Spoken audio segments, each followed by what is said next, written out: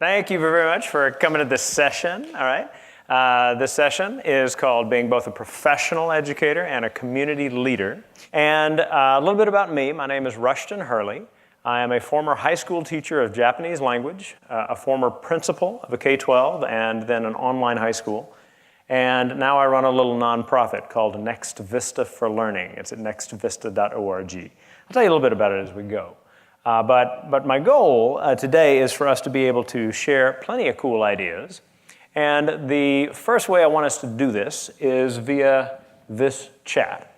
So if you have a device, if you have a laptop or a tablet or a smartphone or the chip in your head or whatever it may be, if you would open up a tab to todaysmeet.com/rh-fallq, I'd love for us to share ideas. Because while I feel like I have good things to say, drawing upon the talents and expertise of people across the room will make this a much richer session than it would be otherwise.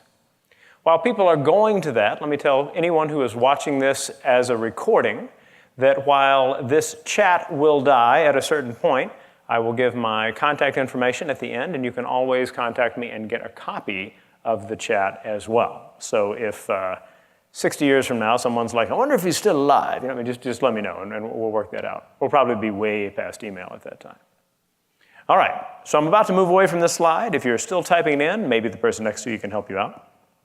But I want to start by telling you a bit of a story. Now, the story works like this. When you think about the different things that you face as a teacher, there are moments when you can see what's happening around you, those when not so much. When you miss kind of those opportunities to see where we can make a difference. So let me start with this. There was this man, and he was driving around in his new car. Matter of fact, he was driving home one day. He's going through a densely populated part of his city. And as he's driving through a particular street, he's going along, and bam! Something hits his car. And it wasn't like another car hitting his car. Something had been thrown at his car. So he stops, and he gets out, and he looks behind his car, and he sees just down the road, he sees a brick. And he looks at the car, there's like this nasty dent there. And he looks over to the side over there, the sidewalk, and he sees a kid looking at him kind of fearfully. And he says, did you throw that brick at my car? The kid says, yes, I did. I'm sorry. He said, what were you thinking? Do you know how much it's going to cost me to fix this dent? I'm really sorry, sir. I didn't know what to do. My brother fell over, and he can't get up. And so the guy stops, and he looks a little farther up the sidewalk, and there's a wheelchair on its side and a boy struggling to move. And he looks back at the kid and looks again over at the wheelchair and says, I'll help you. Let's get him up. And so they go over, and they help the boy up, and the little kid looks at him and says, Thank you so much. I'm really sorry about your car. It's okay. You going to be all right getting home? Yeah, we're not that far. We're going to be okay. So go on ahead. Sorry about your car. Don't worry about it. You did what you needed to do. So he watches the two kids head off, and he comes back to his car, and he looks at the dent, and he decides, maybe I won't get that fixed. Now, this is a story I heard from a great speaker, a guy named Cliff Docterman. Amazing, amazing guy. And he, in talking about a story like this, his goal is to help us see, I think, something important about what we do, which is that sometimes we get so focused on our own world that we fail to see the needs of the people right around us. We fail to see what's going on, whether it's with our students or our colleagues or other people in the community. And I very, very much hope that none of us need to have a brick thrown at us to remind us that we're capable of making a difference for others. So when we begin to look at who we are as teachers and what we can be in the community, we need to be kind of in that space where we understand that there's an awful lot we see all the time.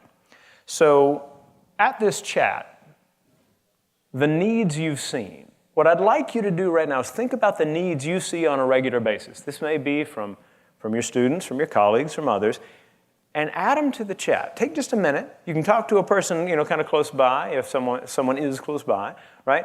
Get that out and get it in the chat. Let's take a couple of minutes, do that, go.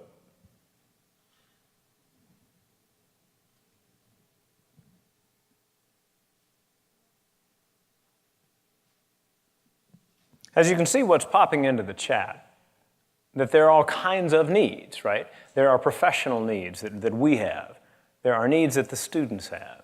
There are needs that they have related to having enough food, maybe an issue of having a clean place to study. It may be shelter, period. You've got students who are homeless, who may be living in a car with a parent. There's any number of things out there that range from kind of smaller needs to quite profound needs.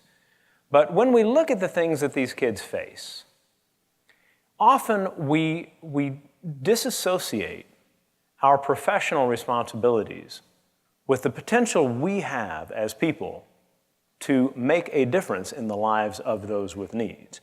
And so when we think about the possibilities of us as educators being leaders, there are a number of different ways that I think that begins to evidence itself in terms of what we can make happen. So when we think about those needs and about making things happen, who is it in our community that tends to address them? Take a minute, and with the person next to you, tell who in your community is addressing any given need that you come up with. Try that out with each other. Go.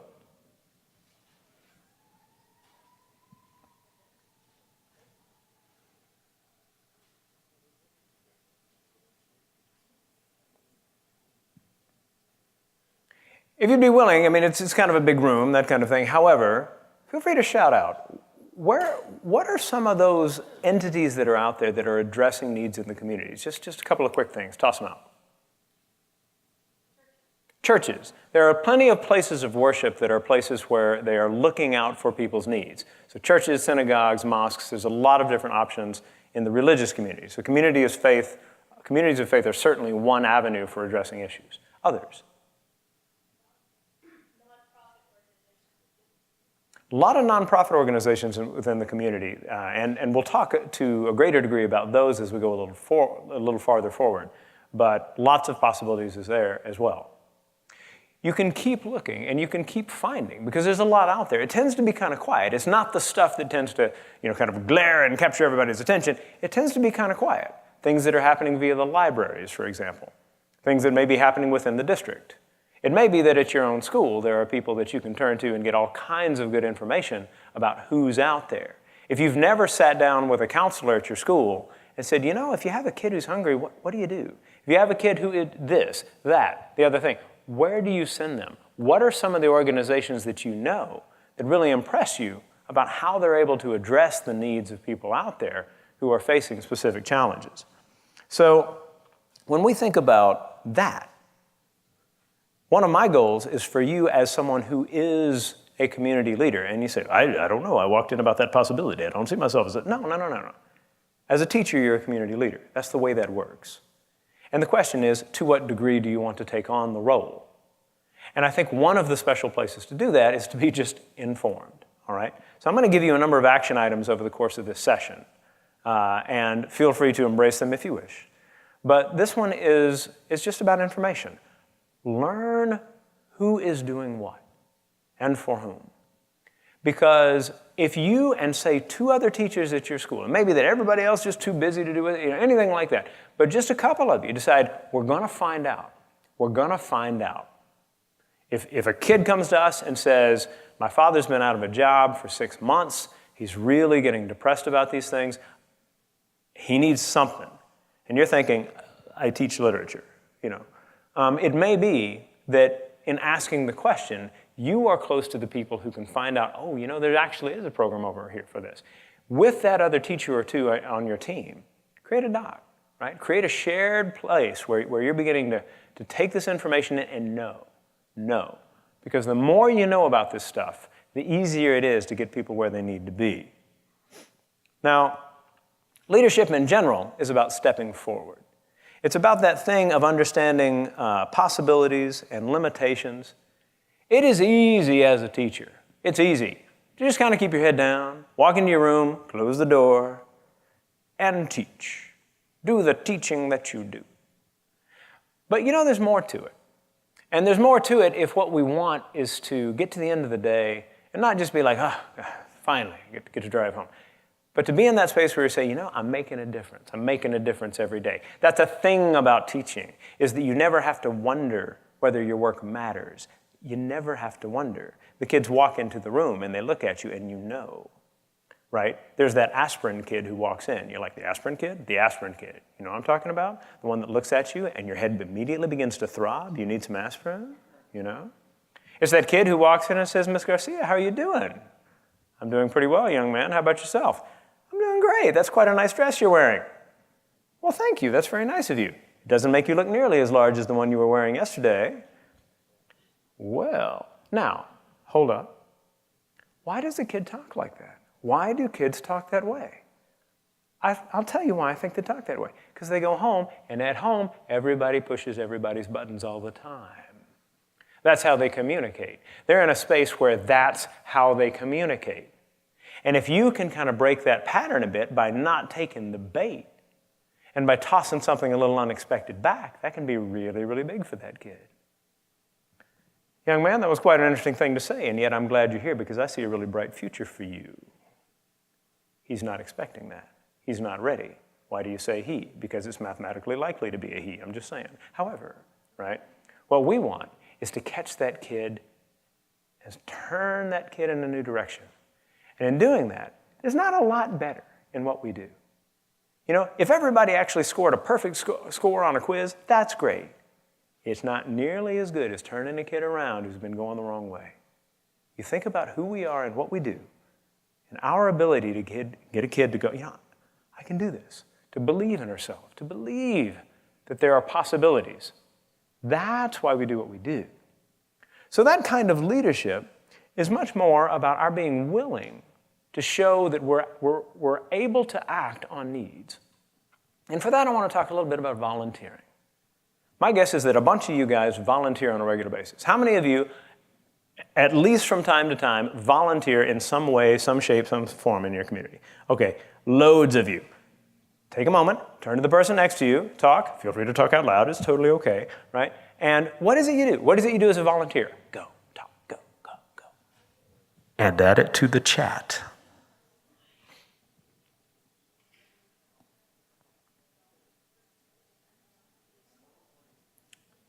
I want to see some of this volunteering in the chat. What do you do? What kind of things do you spend your time, getting out there and doing? Get it in. todaysmeet.com/RH-fallq. Let us know, what is it that when you take your time to try to make a difference, you're spending your time doing? Now, as you're doing this, I want to add just kind of another seed in kind of the ground of your head real quick. Why do you do it? Why do you take time to volunteer? I don't think it's that mysterious a question. It's because we know that is time well spent, right? That's time that allows us to know that we're capable, that we are people who can address the needs of those who are facing challenges that perhaps we have overcome in our past or that we've never had to deal with or anything like that. We know that there may be a perfectly selfish reason. There may come a time when we need somebody to help us, and it just seems like a proper way to pay it forward. Fair enough. But when we think about volunteering, let's start by understanding that the work we do is work that requires us to be people who listen. So recognizing that we are neither omniscient nor omnipotent, when someone comes along and says, I need some help with something, probably the first thing you do is say, what can I do? How can I help? And you listen. What is it? What is it that they may need from you? What is it that you can do? When you think about your work as a teacher, probably the things that go the farthest for you are the things that start with listening to a kid, getting a kid to start speaking up. What is it I have to say? Because one of the ways that I describe, say, one of the best teachers I ever had, Mr. Plyler, is that he was a person who talked with us rather than at us. That's not that mysterious a thing. If you are someone who listens to the students, they see you in a different way, rather than as someone who simply says, here, do this next, here, do this next, here, do this next, remember this for the test. So that power to listen is one that gets us in a space where we begin to see possibilities because we know, oh, looks like they need someone who can do this. I can do that, or I know someone who can. So your action item number 2, right? That is this. When you see yourself as a volunteer, you see yourself as a volunteer because you understand not simply that you're capable, but that there is a joy and meaning that come from helping others. This is something we need our students to understand as well. If students gauge themselves in a school setting simply by what they experience in terms of their grades, there's going to be all kinds of kids there for whom it's always like, I can't seem to get above a C. I'm a C student. I'm C. And they need to know.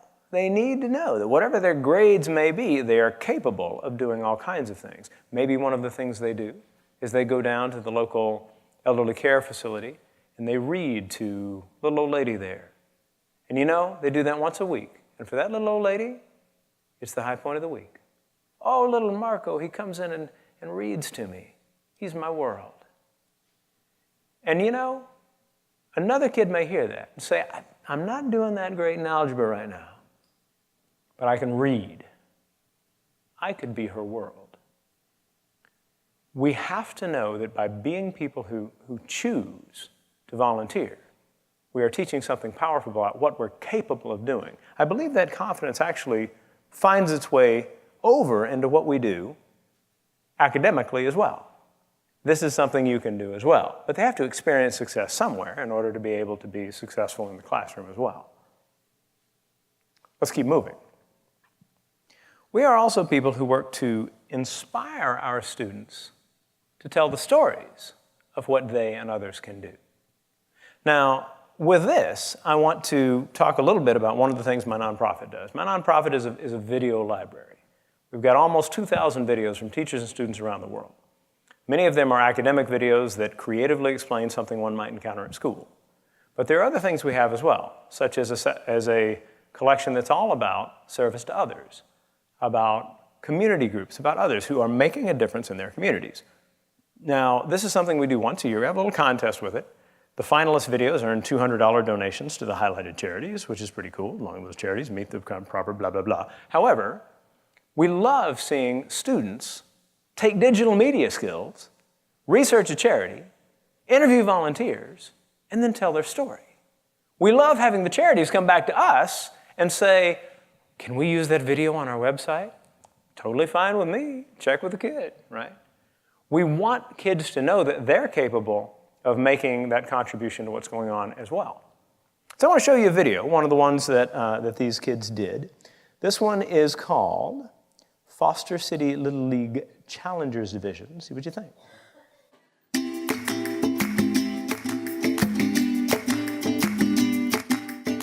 The Foster City Little League Challengers Division is a program that enables all people of all ages with disabilities to play the game of baseball. All people in the league have a disability, which can range from autism to not being able to walk. Even though these people are not as fortunate as others, they are treated with the same respect and have the same desire to play the game of baseball, just like anyone else.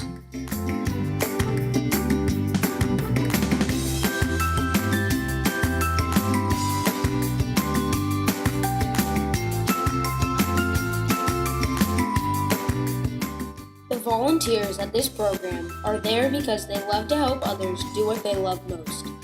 Each game that these kids have a chance to compete in, they are having a blast. Every fan that shows up is there to support these children.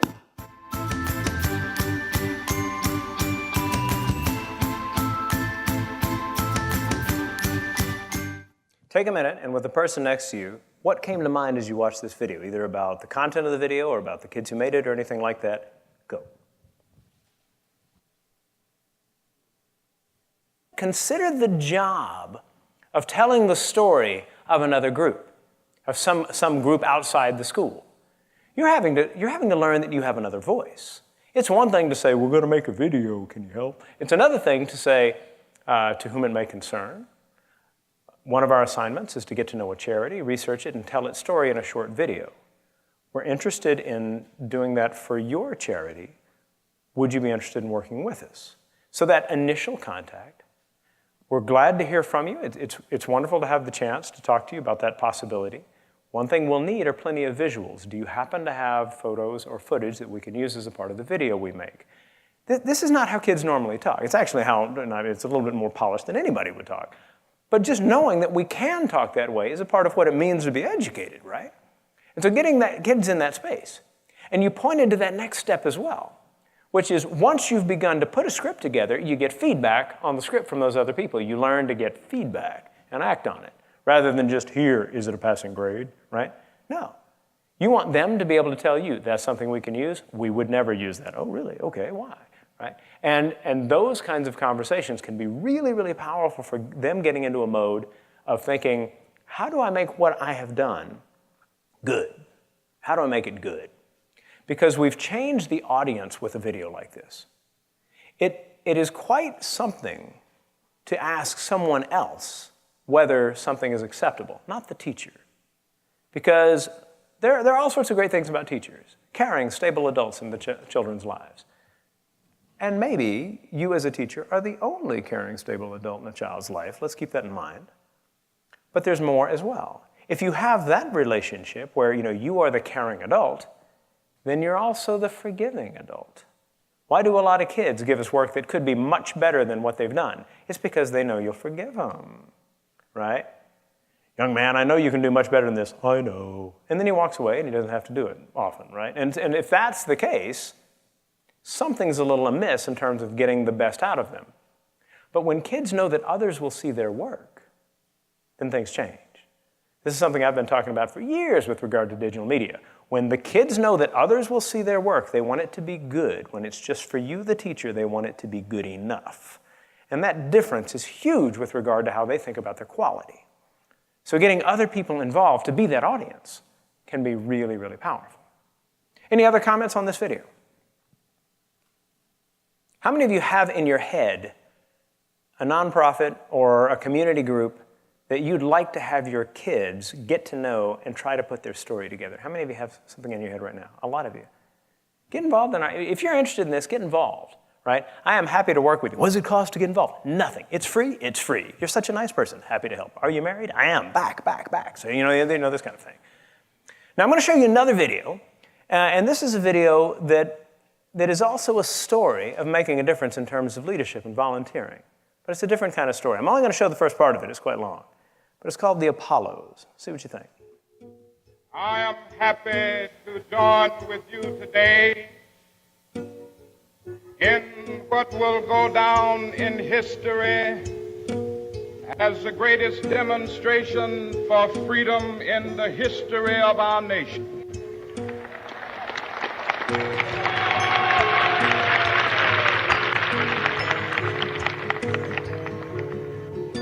As a great beacon light of hope to millions of Negro slaves who had been seared in the flames of withering injustice. I was skipping class one day and senioritis had gotten the best of me. And I saw this guy walking around my school. He was wearing a suit. He must have been 6'7". So I was looking for a good story, and so I asked him, what could he tell me that would inspire me? And he goes to tell me about this class of 1981, the Apollos.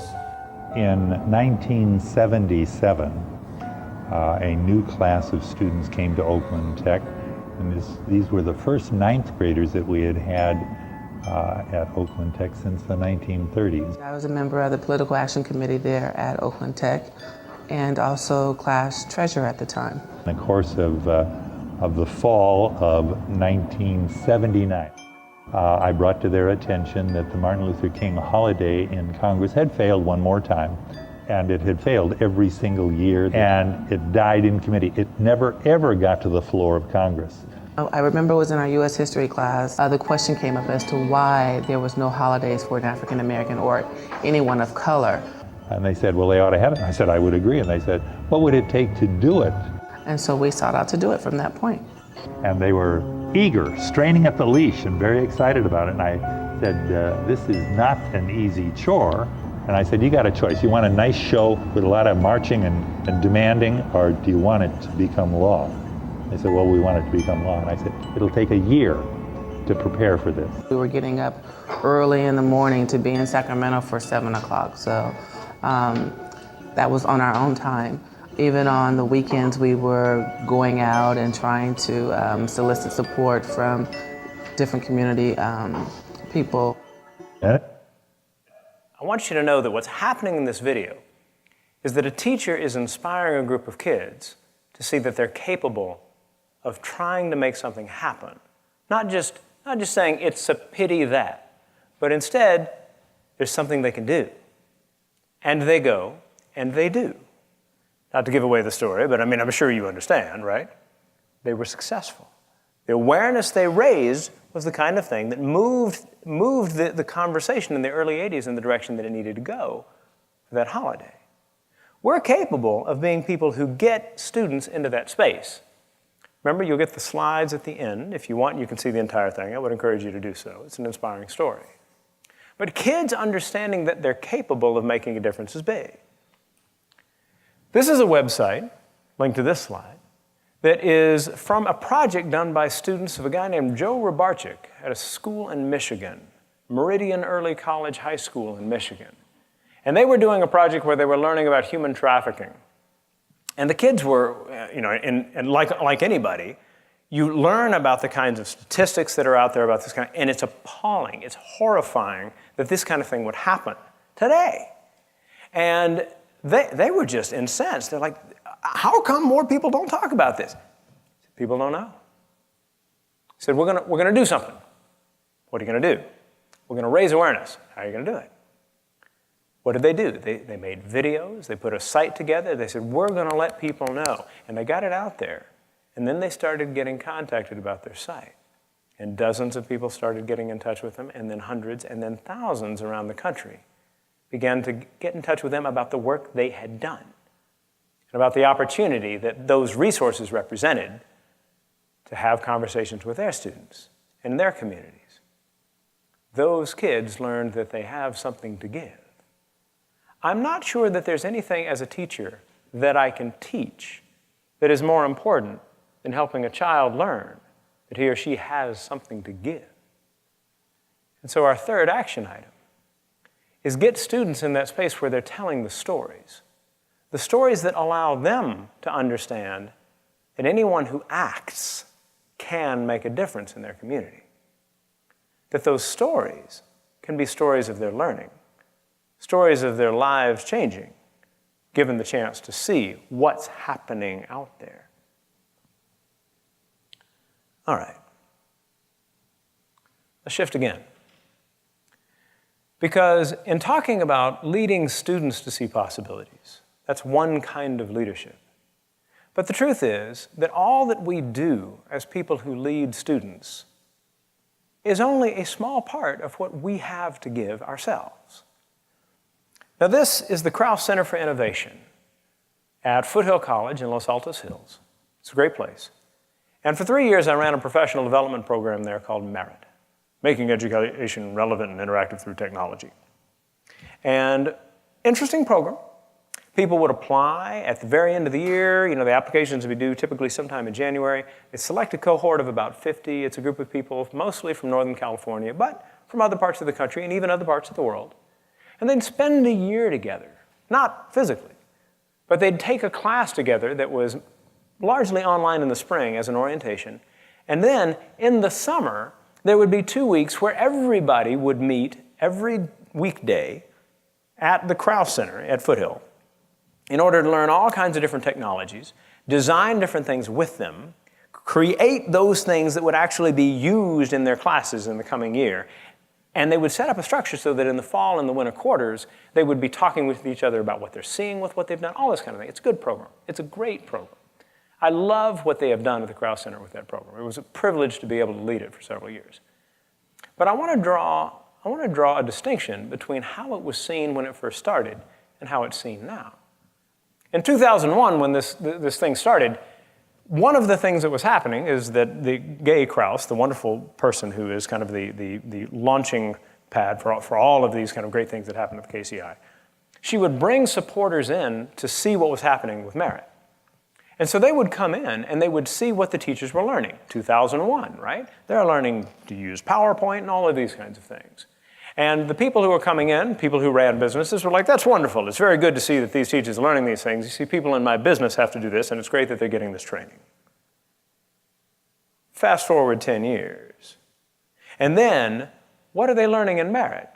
They are learning about digital storytelling, tools of digital media, collaborative tools in order to be able to work and do in different ways, to be able to take what they're doing to a totally new level.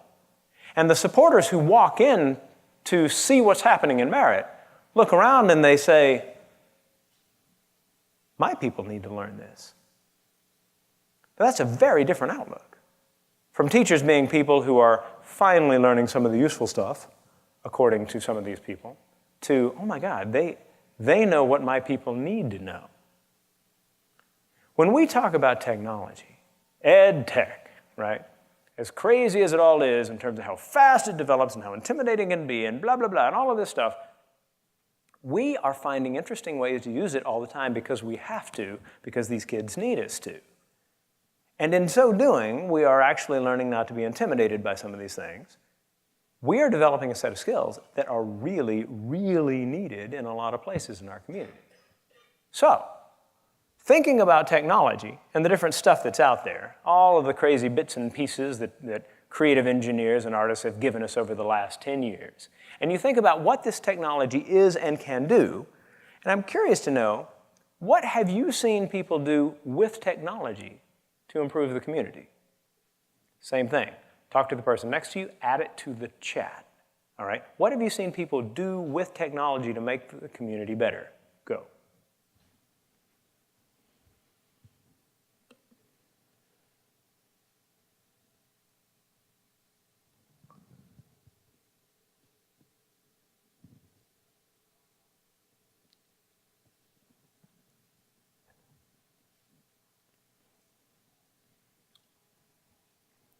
So I love the examples that are coming up in the chat. I love a reference to Kane's Arcade as well. How many of you have seen Kane's Arcade? Those of you who have not, your life is incomplete, all right? Make sure to look it up later. You can look it up on Vimeo or YouTube. It's the story of a little boy and a bunch of cardboard, and you'll never forget it. It is a wonderful, wonderful story that tells you exactly what the very best of a community can be. Make sure to watch it. All right. Now, when we think about using tech to make a difference, there's a lot of different ways it can happen. You can see it, in the chat. But given what you do, it turns out that a lot of these groups need people who can do this. Now, as you step out and begin to see, I am somebody who can contribute in that way, I would encourage you to do so and to do it carefully. Because I think one of the things you'll find as you venture out into groups where they don't know how to use all kinds of group communication tools, or whether it's Remind or whatever it may be. I mean, just something that that they haven't learned to use yet. That can suck up an awful lot of your time, right? And you have to be very clear with people what you're willing to do. If you're a person who's teaching several different kinds of courses, and you coach, and you do this at night as well, you don't have tons of time. Right? So you need to be in that space where you're saying, I'd be happy to help with this, as long as you're also identifying somebody who will work with me on it so I can train that person so that if I get hit by a Zamboni, this isn't all going to fall apart. So you want to be in that space where you're very clear from the front end. It's much harder 3 weeks into it to say, I've only got so much time. Be clear on the front end. But also get involved, because those same people that you're connecting with and helping via the kind of tech skills that you are developing are people who could be very helpful for your school. I'm not saying quid pro quo is the reason. It's the reason. The reason is that we want to be tapped into those wonderful resources that are out there because they can enrich our own professional experiences and the academic experiences of our children. So, action item number 4, use technology, right? use what you know and are learning about technology to make a difference, because that will push you in interesting ways. It will develop what you can be as a teacher in ways that wouldn't have otherwise if you had stayed within the limits of your campus. So that was action item number 4. I'm going to do one more. And the last item has to do with service clubs. Now, do you know what I'm talking about with service clubs, right? If you've ever driven into a town, you see these signs, meets at lunch on Wednesdays at, Johnny's Grill, or, whatever it might be. You look at this at Lions, for example, Lions clubs, Kiwanis clubs, Seroptimist, Rotary. There are a lot of these organizations. And these are organizations that do a lot of cool things in the community. However, educators are often highly disconnected to them for a very simple reason. If they meet once a week at lunch, that's a non-starter for us, right? I have to leave every Wednesday at 11:30, and I won't be back until 1:30. Oh, right, like that's going to happen. But turns out that that's not the only way these clubs work. Now, first understand kind of what they are. And I will give you as an example Rotary, because it's the one I know the best. I belong to Rotary, or a Rotary club. I am a Rotarian, right? And I like being part of a group that is bringing lots of different people from the community together. So these are people who are, they may be leaders in the bank. They may be folks who run a little, body shop. It could be any particular kind of person in the community who has a heart for service and who wants to be a part of a group making a difference. They're good people to be around. They're interesting folks. Anyone who starts with a "I would love to serve" perspective is going to be somebody who is time worth spending, to hang out with them. So when we think about what they do in their meetings, think about the meetings for a minute. They get together, they have a meal, they talk about the announcements for the different projects they're doing. They share a few things, they have a few jokes, they laugh, and then typically they have a program. And somebody will get up and talk about some interesting thing related to what that club is about. And that's what they do each week. That's their chance to kind of be inspired. Now that's cool. That's nice. I joined Rotary in 2004. At the time, I was a district-level coordinator of a program, and it was easy enough for me to slip away once a week to do that. My timing was flexible enough that I could do that. Now, when my work schedule changed in 2007, I thought I was going to have to leave, which really bummed me out, because I like going to these clubs and talking with other people about the cool things that we're doing locally, globally, all of that kind of thing. However, a friend at one of these clubs said, they have online clubs now. I'm like, what? And I ended up changing my membership from the club that I had belonged to the Rotary E-Club of the Southwest USA, an online Rotary club. This is a group that meets asynchronously. So they gather all kinds of material for a meeting. They post it early Monday morning, and the members, wherever they are, will go online, take in all the content of the meeting, respond via forums, all of this kind of thing, and do this at some point between Monday morning and Sunday night. Well, I left that club just under 2 years ago to help start this one, the Rotary E-Club of Silicon Valley. Turns out there wasn't one, which seems a little strange, right? But nevertheless, we were like, all right, let's get it going. And so a group of us did. And this is a group that is mostly folks from Silicon Valley, Northern California, but we also have people from other parts of the world as well. Costa Rica, South Africa, Zimbabwe, Japan, a lot of different places, Australia, where people have said, I want to be a part of that because I like the idea of innovatively addressing the challenges that are out there for other people.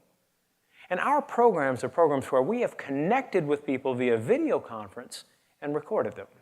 Why am I telling you all this? First, because I want you to know that these are clubs which genuinely are available to you. You can become a part of this stuff. You are a strong candidate for these kinds of places because you understand community needs in ways that a lot of people in the community don't. But also because I think the stories themselves are great for what we do as teachers. Several months back, we had this story on our site. This is the Memory Project. The guy who started it's a guy named Ben Shoemaker. And some years ago, he went down to Latin America to spend some time in the summer working at an orphanage. Now, at this orphanage, he learned what anyone who works at an orphanage learns, and that's this. These children have no personal history. They're not walking around with, say, a bunch of baby pictures. That's not who they are. And this really kind of weighed on his heart. And he comes back to the U.S., Wisconsin, I believe, and he thinks about it, he says, I think we can do something. And he starts an organization called the Memory Project. And this is what happens. He gets in touch with people in orphanages and similar organizations around the world. They will send a digital picture of every child in the orphanage. Those pictures come to his organization. He moves them out to a high school art program somewhere in the United States. Teenagers in that program paint portraits of the children from the pictures. Those portraits come back to the organization, go back to the orphanage, and the children get the first portrait they've ever had. This is a child receiving her first portrait. If you are not moved by the smile on her face, we are cut from different wood. It's amazing what people think about and innovate and do when their hearts are moved to try. And when we think about who we are as educators and the potential we have to make a difference out there, I think this is another space where we have to stop and say, we can be part of that.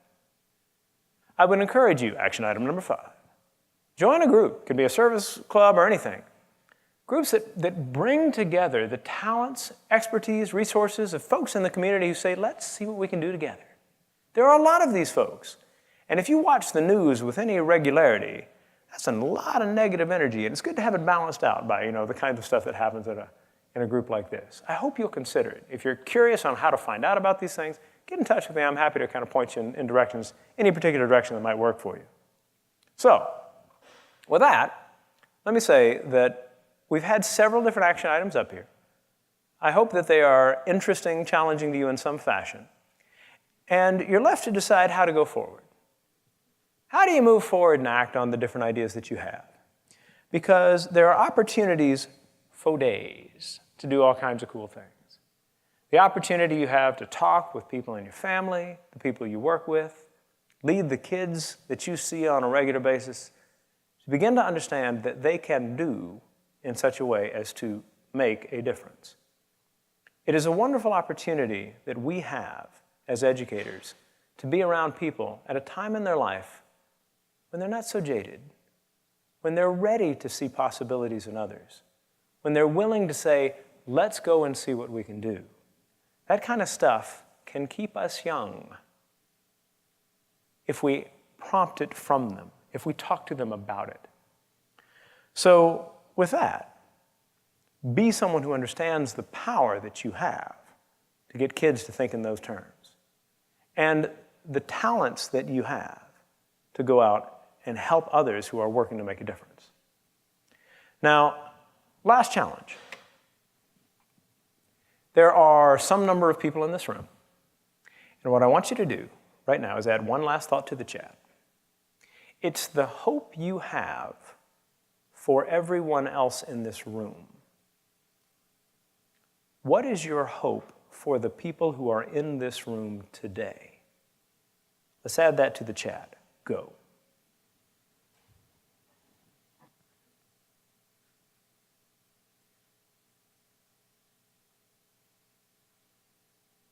There's some beautiful thoughts in that chat. I hope that you are reading those and understanding that they're real. They're real. So often we spend our time talking about things that are so logistically sterile, when what we really need to be grounded in is the value of the work we do every day. One of you put in the chat moments ago, I hope you find the joy in your work. I found this morning's keynote inspiring. I thought it was wonderful. I'm sure there are those who would say, I don't know that I can do that. Look, what the that is that you can do is being who you are, genuinely. Sometimes people say, oh, look, that whole fun thing, joy thing, look, that's not my job. My job is to teach, as if teaching is somehow separate from that. Let me explain this. It is not our job to entertain. It is our job to inspire. But if you are finding joy in your work on a daily basis, if in the front of the room you are there enjoying what you do, the kids will come along for the ride. And they'll learn better for it, and you'll have a lot more fun and satisfaction as a result. So this is how to stay in touch with me. There's my email address, rh@nextvista.org. I invite you to stay in touch with me. I answer every email I get, eventually, right? The video library is at nextvista.org. I'm on Twitter, @RushtonH. Like any Twitter handle that you're given, you go, you take a look at the tweets are there. If those are tweets that kind of make sense to you, then follow. If not, no worries. I was a little late to Instagram, so I'm @RushtonWasTaken. Thank you for understanding that. A lot of free resources at nextvista.org/resources. My newsletter, nextvista.org/newsletter. I send something out once a month that I think might be of value to, this person or that person. Hopefully it will be inspiring in some fashion. New videos we've added to the site, this kind of thing. Loads and loads and loads of freebies.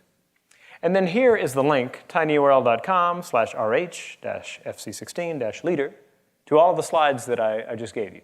That'll get you to all the videos that I showed, all of that kind of thing.